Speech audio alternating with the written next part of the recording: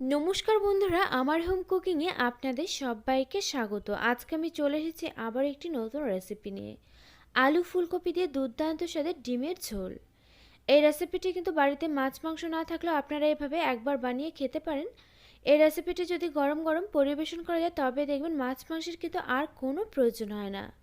তো চলুন দেখে নেওয়া যাক এই রেসিপিটি বানাতে এখানে আমার উপকরণ কী কী লাগছে। এখানে আমি 5টা ডিম নিয়ে নিয়েছি আর ডিমগুলোকে আমি প্রথমে সেদ্ধ করে তারপর খোসা ছাড়িয়ে নিয়েছি। একটি বড় সাইজের ফুলকপি থেকে আমি অর্ধেকটা পরিমাণ ফুলকপি কেটে তারপর ধুয়ে নিয়েছি। এখানে রয়েছে দুটো আলুগুলোকে আমি সেদ্ধ করে তারপর খোসা ছাড়িয়ে একটু বড় টুকরো করে কেটে নিয়েছি। রয়েছে এখানে স্বাদ মতো নুন, হলুদ গুঁড়ো রয়েছে 1 চা চামচ, লঙ্কা গুঁড়ো রয়েছে 1 চা চামচ, এখানে রয়েছে হাফ চা চামচ জিরে গুঁড়ো, হাফ চা চামচ ধনে গুঁড়ো, রয়েছে গরম মশলা গুঁড়ো এখানে হাফ চা চামচ, এখানে রয়েছে হাফ চা চামচ আদা বাটা, হাফ চা চামচ রসুন বাটা, রয়েছে হাফ চা চামচ কাঁচা লঙ্কা বাটা। এখানে আমি একটি মিডিয়াম সাইজের পেঁয়াজ কুচিয়ে নিয়েছি। রয়েছে পরিমাণ মতো ধনেপাতা কুচি।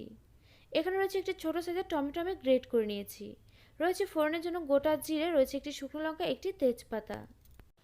এরপর আমি সেদ্ধ করে রাখা আলুগুলোকে ভেজে নেবো। এর জন্য দেখুন একটি কড়া বসিয়ে দিয়েছি আর কড়াতে আমি দিয়ে দিলাম বেশ কিছু পরিমাণ সর্ষের তেল। তেলটা এখানে প্রথমে খুব ভালোভাবে গরম করে নিয়ে এরপর আমি দিয়ে দিচ্ছি এখানে আলুর টুকরোগুলোকে। আলুগুলো কিন্তু এখানে আমি 80% মতো সেদ্ধ করে নিয়েছি। আলুর টুকরোগুলো দিয়ে এখন আমি উনুনটা হাই ফ্লেমেতে রেখে নেড়েচেড়ে নিয়ে আলুগুলোকে বেশ লালচে করে ভেজে নিচ্ছি। তো এখানে দেখুন আলুগুলো আমি বেশ কিছু সময় ভেজে নিয়েছি আর বেশ লালচে করে ভাজা হয়ে গিয়েছে। এখন আমি আলুগুলোকে তেল থেকে তুলে রাখছি। আলুগুলোকে তুলে নিয়ে এরপর আমি এ তেলেতে দিয়ে দিচ্ছি ফুলকপির টুকরোগুলোকে। ফুলকপিগুলো দিয়ে এখন আমি ফুলকপিগুলোকে নেড়েচেড়ে নিয়ে বেশ লালচে করে ভেজে নিচ্ছি। আর ফুলকপিটা কিন্তু ভাজার সময় আমি উনুনটা হাই ফ্লেমেতে রাখিনি। ফুলকপিটা ভাজার সময় আমি উনুনটা মিডিয়াম ফ্লেমেতে রেখে নেড়েচেড়ে নিয়ে ভেজে নিলাম। তো এখানে দেখুন ফুলকপিগুলো আমার নেড়েচেড়ে নিয়ে বেশ লালচে করে ভেজে নেওয়া হয়ে গিয়েছে। এখন আমি ফুলকপিগুলোকে তেল থেকে তুলে রাখছি। ফুলকপিগুলোকে তুলে নিয়ে এরপর আমি এ তেলেতেই দিয়ে দিলাম সেদ্ধ করে রাখা ডিমগুলোকে। আর এখানে কিন্তু আমি প্রতিটা ডিমই একটি কাঁটা চামচ দিয়ে ছিদ্র করে নিয়েছি। এরপর আমি এর মধ্যে দিয়ে দিলাম পরিমাণ মতো একটু নুন। এরপর দিয়ে দিচ্ছি এখানে সামান্য পরিমাণ একটু হলুদ গুঁড়ো। নুন আর হলুদ গুঁড়ো দিয়ে এখন আমি ডিমগুলোকে নেড়েচেড়ে নিয়ে হালকা লালচে করে একটু ভেজে নিচ্ছি। তো এখানে দেখুন ডিমগুলো আমার হালকা লালচে করে ভেজে নেওয়া হয়ে গিয়েছে। এখন আমি ডিমগুলোকেও তুলে রাখছি। ডিমগুলোকে তুলে নিয়ে এরপর আমি কড়াতে দিয়ে দিলাম আবারও বেশ কিছু পরিমাণ সর্ষের তেল। তেলটা এখানে গরম হলে এরপর আমি ফোড়নে দিয়ে দিলাম এখানে গোটা মশলাগুলোকে। এখন আমি ফোড়নটাকে একটু প্রথমে নেড়েচেড়ে নিয়ে লালচে করে ভেজে নিলাম। ফোড়নটা এখানে ভাজা হয়ে গেলে এরপর আমি দিয়ে দিচ্ছি এখানে পেঁয়াজ কুচি। পেঁয়াজ কুচি দিয়ে পেঁয়াজটাকে আমি নেড়েচেড়ে নিয়ে বেশ লালচে করে ভেজে নিচ্ছি। তো এখানে দেখুন ফিরে এলাম বেশ কিছু সময় পর। এখানে কিন্তু পেঁয়াজ কুচিটা ভাজা হয়ে গিয়েছে। এরপর আমি দিয়ে দিলাম এখানে বেটে রাখা আদা, রসুন, কাঁচা লঙ্কা। এগুলো সমস্ত কিছু দেওয়া হয়ে গেলে এখন আমি আবারও নেড়েচেড়ে নিচ্ছি এগুলোকে 1.5 থেকে 2 মিনিট মতো। তো 1.5 থেকে 2 মিনিট মতো হয়ে গেলে এরপর আমি দিয়ে দিচ্ছি এখানে গ্রেট করে রাখা টমেটো। এরপর দিয়ে দিচ্ছি এখানে পরিমাণ মতো নুন। এরপর দিয়ে দিচ্ছি হলুদ গুঁড়ো।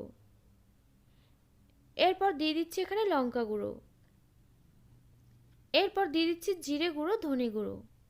এগুলো সমস্ত কিছু দেওয়া হয়ে গেলে এখন আমি উনুন আঁচটা মিডিয়াম ফ্লেমেতে রেখে এভাবে অনবরত নেড়েচেড়ে নিয়ে মশলাটাকে কষিয়ে নেব যতক্ষণ না মশলা থেকে কাঁচা গন্ধটা চলে যাচ্ছে আর মশলা থেকে তেল ছাড়তে শুরু করছে। তো এখানে দেখুন বেশ কিছু সময় ধরে আমি নেড়েচেড়ে নিয়ে মশলাটাকে কষিয়ে নিয়েছি আর এখানে কিন্তু দেখুন মশলা থেকে তেল ছাড়তে শুরু করেছে। এরপর আমি এখানে দিয়ে দিলাম ভেজে রাখা আলুর টুকরোগুলোকে। এরপর দিয়ে দিচ্ছি এখানে ভেজে রাখা ফুলকপির টুকরোগুলোকে। আলু ফুলকপিটা দিয়ে এখন আমি নেড়েচেড়ে নিয়ে এগুলোকে আবারও কষিয়ে নিচ্ছি 3 থেকে 4 মিনিট মতো। তো এখানে দেখুন ফিরে এলাম 3 থেকে 4 মিনিট পর। এরপর আমি এখানে দিয়ে দিচ্ছি জল। আর এখানে আমি রান্নাটাতে গরম জল ব্যবহার করছি। গরম জল ব্যবহার করাতে কিন্তু রান্নাটা অনেকটাই তাড়াতাড়ি হয়ে যাবে আর রান্নার টেস্টটাও কিন্তু অনেকটাই বেড়ে যাবে। জল দিয়ে আমি প্রথমে একটু দেখুন খুব ভালোভাবে নেড়েচেড়ে নিলাম। নেড়েচেড়ে নিয়ে এখন আমি ঢেকে রেখে উনুন আঁচটা হাই ফ্লেমেতে রেখে রান্নাটা হতে দেব 5 থেকে 6 মিনিট মতো।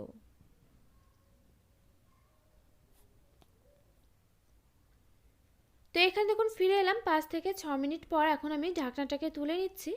আর এখানে দেখুন ঝোলটা কিন্তু অনেকটাই কমে এসেছে। আলুটা যেহেতু সেদ্ধ করা ছিল আলুটা কিন্তু আরও কিছুটা ভালোভাবে সেদ্ধ হয়ে গিয়েছে। ফুলকপিটাও কিন্তু এখানে 80% মতো সেদ্ধ হয়ে গিয়েছে। আর বাকিটা কিন্তু রান্না হতে হতে হয়ে যাবে। এরপর আমি দিয়ে দিলাম ভেজে রাখা ডিমগুলোকে। এরপর আমি দিয়ে দিলাম গরম মশলা গুঁড়ো। এরপর আমি এর উপর দিয়ে ছড়িয়ে দিচ্ছি ধনেপাতা কুচি। এগুলো সমস্ত কিছু দেওয়া হয়ে গেলে এখন আমি আবার একটু খুব ভালোভাবে নেড়েচেড়ে নিয়ে মিশিয়ে নিচ্ছি। তো এখানে দেখুন খুব ভালোভাবে নেড়েচেড়ে নেওয়া হয়ে গেলে এখন আমি উনুন আঁচটা মিডিয়াম ফ্লেমেতে রেখে ঢেকে রেখে রান্নাটা আবারও হতে দেব 5 থেকে 6 মিনিট মতো। তো এখানে দেখুন ফিরে এলাম 5 থেকে 6 মিনিট পর। এখন আমি গ্যাসটাকে বন্ধ করে দিয়ে ঢাকনাটাকে তুলে নিচ্ছি। আর এখানে দেখুন একটু নেড়েচেড়ে নিয়ে আপনাদেরকে আমি দেখিয়ে দিচ্ছি রান্নাটা দেখতে কতটা লোভনীয় হয়েছে। আর এখানে কিন্তু ফুলকপিটাও খুব ভালোভাবে সেদ্ধ হয়ে গিয়েছে। আর ফুলকপিটা কিন্তু খুব ভালোভাবে সেদ্ধ হয়ে যাবে, কিন্তু ভেঙে যাবে না। ঠিক এভাবে কিন্তু আমি রান্নাটা করে থাকি। আলু ফুলকপি দিয়ে ডিমের এই রেসিপিটা আপনারা একবার এভাবে বাড়িতে ট্রাই করুন, আশা করছি আপনাদেরও খুব ভালো লাগবে। আর আমার এই রেসিপিটা আপনাদের কাছে কেমন লাগলো অবশ্যই কমেন্ট করে জানাতে কিন্তু ভুলবেন না। আর আমার এই রেসিপিটা যদি আপনাদের কাছে ভালো লেগে থাকে অবশ্যই লাইক করবেন, শেয়ার করবেন, আর আমার এই চ্যানেলটিকে সাবস্ক্রাইব করবেন। পাশে থাকা বেল আইকন অবশ্যই প্রেস করে দেবেন, এতে করে আমার নিত্য নতুন ভিডিওর আপডেট আপনাদের কাছে পৌঁছে যাবে সবার আগে। তো আজকের মতো ভিডিওটা এ পর্যন্তই, আবারও পরে দেখা হচ্ছে অন্য কোনো নতুন ভিডিওর সঙ্গে।